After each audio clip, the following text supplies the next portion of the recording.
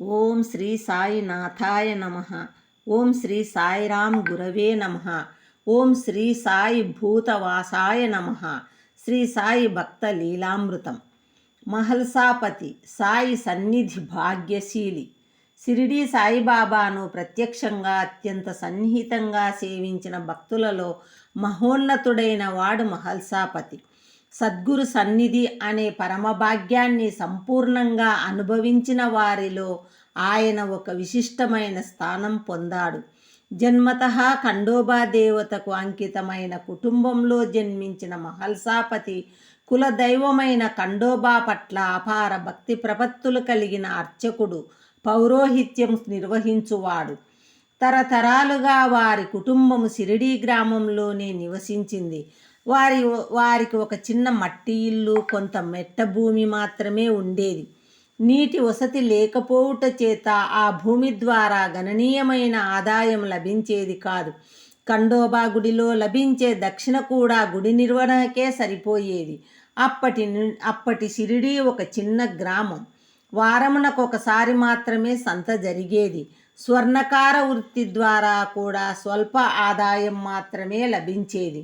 అయినప్పటికీ మహల్సాపతి జీవితం దారిద్ర్య చింతలతో కాదు, ఆధ్యాత్మిక చింతనతో నిండినది.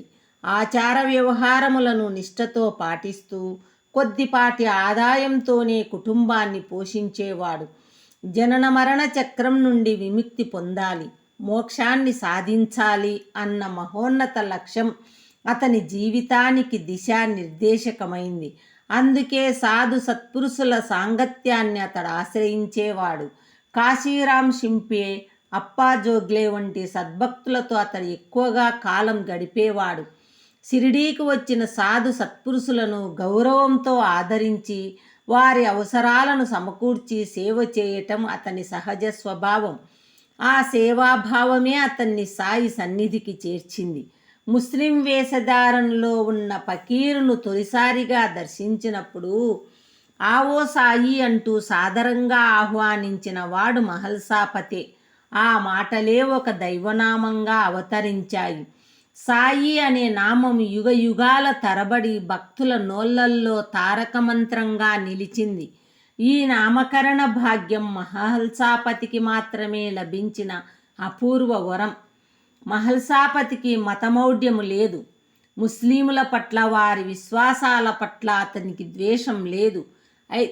అయితే ముస్లిం సంప్రదాయాలలో విగ్రహారాధనకు వ్యతిరేకత ఉండడం వలన దేవతా విగ్రహాలకు హాని కలగవచ్చునన్న భయంతో బాబాను ఖండోబా గుడిలో నివసించుటకు అతడు అభ్యంతరం తెలిపాడు. అప్పుడు బాబా ఏమాత్రం ఇబ్బంది పడలేదు. ఏ మతమైనా దేవుడు ఒక్కడే అన్న భావంతో అక్కడి నుంచి నిశ్శబ్దంగా వెళ్ళి వేప చెట్టు క్రింద నివాసం చేసుకున్నాడు. కాశీరాం షింపీ, అప్పా జోగ్లేలను బాబాకు పరిచయం చేసిన వాడు మహల్సాపతే. ముగ్గురు వేప చెట్టు క్రింద బాబాను దర్శించి సేవలు చేసేవారు. నీటితో దీపాలు వెలిగించడం వంటి అలౌకిక లీలలను కల్లారా చూచి ఇతరులు బాబాను దైవంగా ఆరాధించగా మహల్సాపతి మాత్రం ఆ లీలల వెనుకనున్న సాధు జీవనాన్ని దర్శించాడు.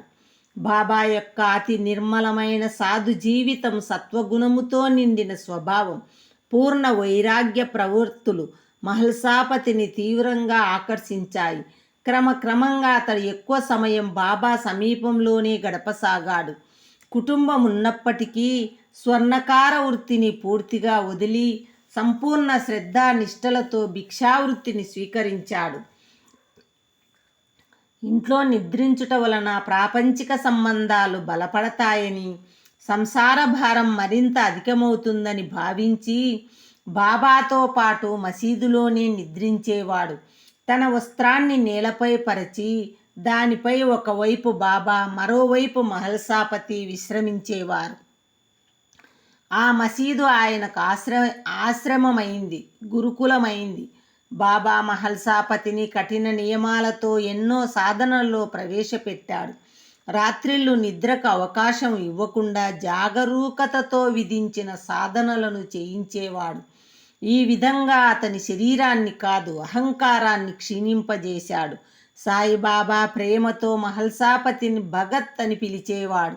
ఆ పిలుపులోనే గురువరి అంగీకారం, ఆశీర్వాదం దాగి ఉంది. పగలు రాత్రి బాబా సాంగత్యాన్ని ఆస్వాదిస్తూ మహల్సాపతి అపారమైన ఆనందాన్ని, ఆధ్యాత్మిక ప్రయోజనాన్ని పొందాడు. సంవత్సరాల తరబడి ఆ సద్గురు సన్నిధిలో అతని తపస్సు సాగింది. భక్తి, శరణాగతి, ఆత్మార్పణ అనే 3 మార్గాలలో మహల్సాపతిని సాయిబాబా మహోన్నత స్థాయిలో నిలిపాడు. అందువలన మహల్సాపతి ఒక భక్తుడు మాత్రమే కాదు, సాయి కరుణకు ప్రత్యక్ష సాక్షి, శరణాగతి యొక్క జీవంత ప్రతిరూపం, సద్గురు సేవలో లీనమైన తపోమూర్తి. ఇదే మహల్సాపతి మహిమ, ఇదే సాయి సన్నిధి భాగ్యఫలం. ఓం నమో శ్రీ సాయినాథాయ నమః. ఓం శ్రీ సాయిరాం గురవే నమః. శాంతి శాంతి శాంతి.